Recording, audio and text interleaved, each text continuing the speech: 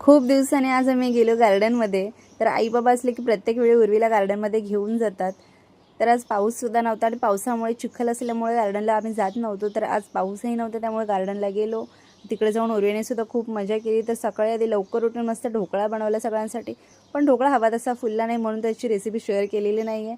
आणि मस्त ढोकळ्यावर तडका दिला आणि त्यासोबत हिरवी चटणी आणि चहा झालेला आहे. दुपारच्या जेवणाला मस्त तोंडली होती आणि संध्याकाळी आम्ही आलो आहोत गार्डनमध्ये. तर उर्वीला स्लाईडवर जास्त मजा येत होती.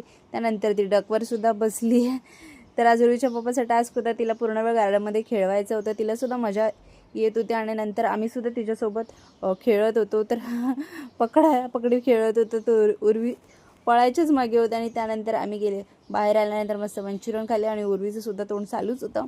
तर घरी गेल्यानंतर आज मस्त वड्यांचा बेत होता. श्रावण महिन्यात चालू आहे. कोंबडी वडे चिकन करायचं नाही आहे पण वडे करू शकतो. त्यामुळे वाटाण्याची उसळ, भात, वरण, पापड आणि मस्त हे वडे आणि उर्वीच्या पप्पाचे आणि उर्वीचे वडे फेवरेट आहेत. तर मस्त आम्ही आजचा दिवस एन्जॉय केला वडे खाऊन आणि गार्डनला फिरून. तर आजचं व्लॉग कसं वाटलं कमेंट्समध्ये सांगा. नेक्स्ट व्हिडिओमध्ये आपण पुन्हा भेटूयात. Bye bye.